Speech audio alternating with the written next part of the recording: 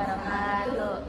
Oke, pertama-tama saya ucapkan terima kasih kepada Bapak Dr. Haji Ujang Yusuf Ali, SSIM yang telah mempersilahkan anak kelompok 10 untuk mempresentasikan pematerian mengenai peningkatan kualitas pembelajaran di SD melalui supervisi dan pengembangan diri guru. Di mana di sini kelompok 10 tentunya tidak sendiri ya. Ada Sinithia Nabila dengan NIM 2209913.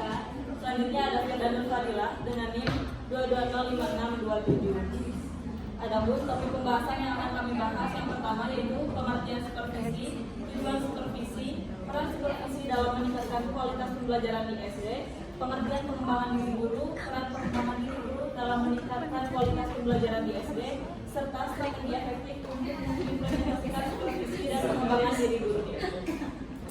Untuk pengertian supervisi dan tujuan supervisi akan dijelaskan oleh saya sendiri. Nah, supervisi ini berasal dari kata super dan visi yang berarti melihat dari atas. Adapun supervisi dalam bahasa Inggris yaitu supervision yang berarti melihat satu pekerjaan secara menyeluruh dan teliti. Adapun dalam Kamus Besar Bahasa Indonesia pada tahun 2009, supervisi merupakan sebuah kegiatan pengawasan utama ataupun pengontrolan tertinggi.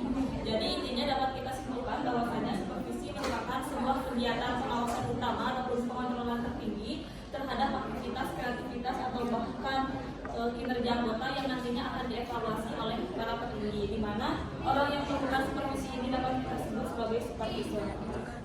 Selanjutnya adalah tujuan supervisi. Nah, supervisi pendidikan itu adalah suatu proses dukungan yang diberikan kepada guru untuk mendukung berbagai kemampuan mereka, mulai dari pengetahuan, keterampilan, motivasi, komitmen, dan bahkan kreativitas guru pada saat pembelajaran sedang berlangsung. Di mana tujuan utama dari supervisi itu adalah untuk mendorong adanya tujuan capaian pembelajaran yang sudah seharusnya menjadi tanggung jawab dari kepala sekolah dan guru yang bersangkutan. Dengan kata lain, supervisi itu bertujuan untuk mengoptimalkan mutu pendidikan baik dari segi pengelolaan sekolah maupun dari segi hasil belajar siswa. Nah, dalam konteks ini, supervisi pendidikan itu tidak hanya berfokus pada aspek kognitif, yaitu aspek yang berhubungan dengan pemahaman guru dalam proses pembelajaran, tetapi juga harus berkaitan dengan aspek psikomotor, yaitu praktik guru selama proses pembelajaran, dan berkaitan juga dengan aspek afektif, di mana afektif ini berkaitannya dengan motivasi dan komitmen guru pada saat proses pembelajaran. Dan selanjutnya, peran supervisi akan disampaikan oleh Firda.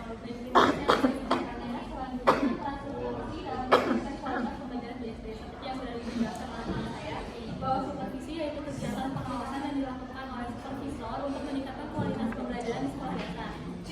Ada peran supervisi yaitu pengembangan kurikulum, peningkatan kompetensi guru dan evaluasi pembelajaran. Pengembangan kurikulum, supervisi berfungsi untuk memastikan bahwa kurikulum yang diterapkan oleh sekolah sesuai dengan standar yang sudah ditetapkan. Melalui proses pengamatan dan bimbingan, supervisor membantu guru dalam mengimplementasikan kurikulum secara efektif.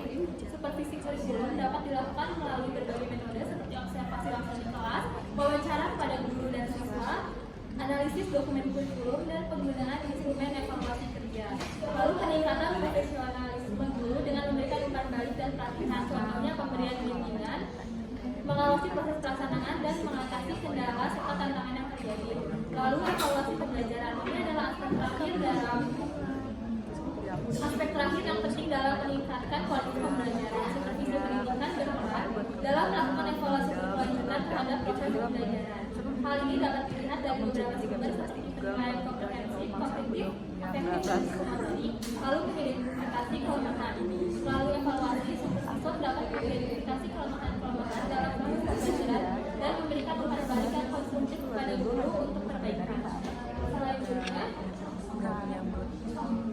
pengembangan diri guru. Pengembangan diri guru adalah proses berkelanjutan yang bertujuan untuk meningkatkan kompetensi, keterampilan, dan pengetahuan guru dalam menjalankan tugas sebagai pendidik.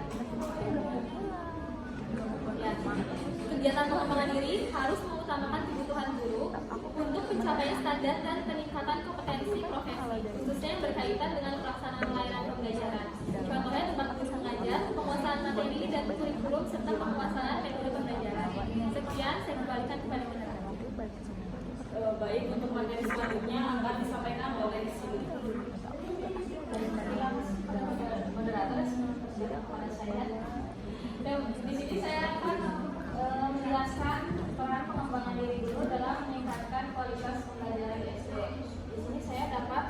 poin. Yang pertama ada peningkatan kompetensi. Pengembangan diri membantu guru meningkatkan kompetensi pedagogi, profesional, kepribadian, dan sosial. Yang kedua ada penguasaan teknologi. Dalam metode pelatihan dan workshop, guru dapat menguasai teknologi terbaru yang dapat digunakan dalam proses pembelajaran. Yang ketiga ada inovasi dan pembelajaran. Guru yang terus mengembangkan diri cenderung lebih kreatif dan inovatif dalam metode pengajaran. Yang keempat ada motivasi pemimpinan. Guru yang aktif dalam pengembangan diri biasanya memiliki motivasi yang tinggi dan kemampuan kepemimpinan yang baik. Yang kelima ada kolaborasi dan jaringan. Melalui kegiatan pengembangan diri, guru dapat membangun jaringan profesional dengan rekan sejawat. Selanjutnya ada strategi efektif untuk mengimplementasikan supervisi dan pengembangan diri guru di SD. Di sini saya mendapatkan 6 poin. Yang pertama ada supervisi klinis. Supervisi klinis melibatkan 3 tahapan utama. Yang pertama ada pre-conference, observasi, dan post-conference. Pada tahap pre-conference, supervisor dan guru berdiskusi mengenai tujuan dan fokus observasi. Yang kedua ada pengembangan profesional berkelanjutan. Guru perlu mengikuti pelatihan dan workshop secara berkala untuk meningkatkan kompetensi mereka. Yang ketiga ada kolaborasi dan jaringan. Hal ini mendorong guru untuk berpartisipasi dalam komunitas belajar profesional di dalam itu, di mana mereka dapat berbagi pengalaman dan praktik terbaik.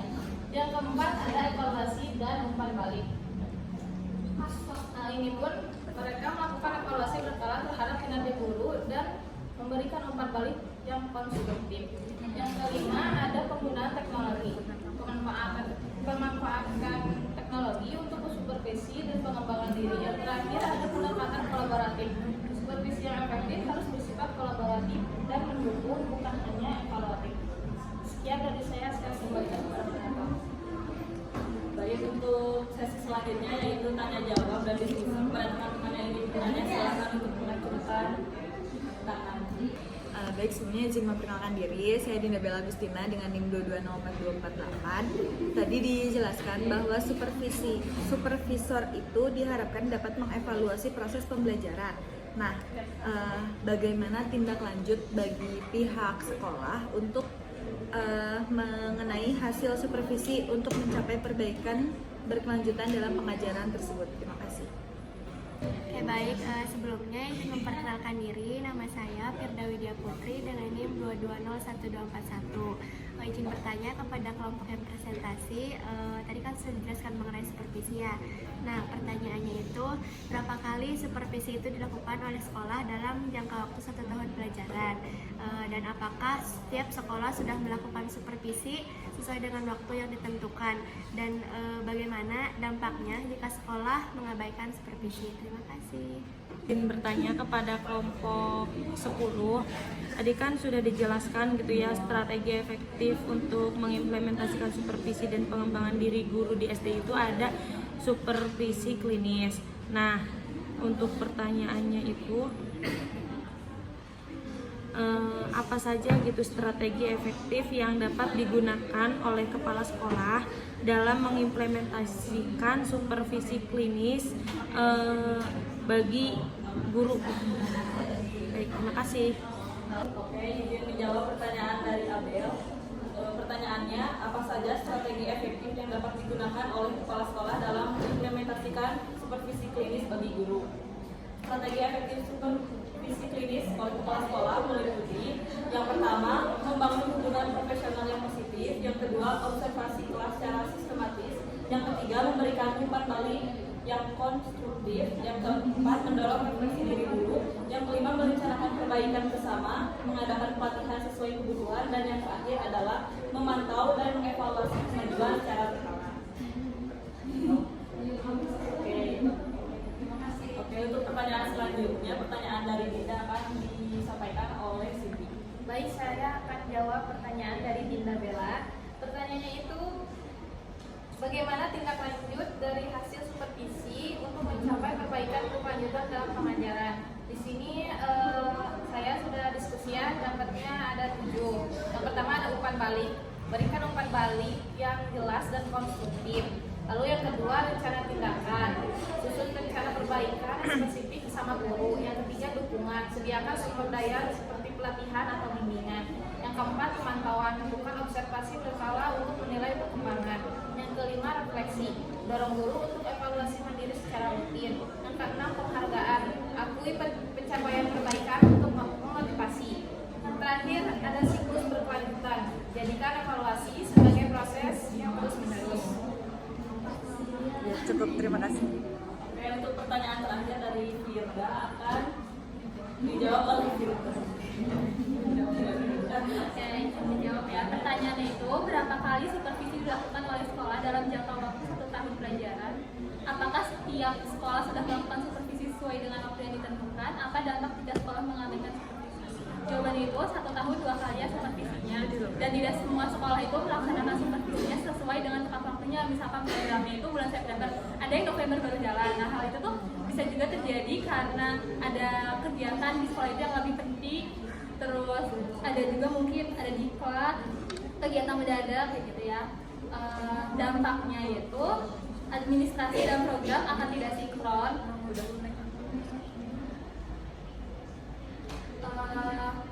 Tanpa supervisi juga kualitas pengajaran dan pembelajaran dapat menurun. Guru mungkin tidak mendapatkan umpan balik dan diperlukan untuk perbaikan, dan masalah yang ada bisa diperabaikan, mengakibatkan rendahnya prestasi siswa dan influence sekolah yang kurang mendukung. Oke, baik. Presentasi dari kelompok 10 telah usai. Saya akhiri. Wassalamualaikum warahmatullahi wabarakatuh.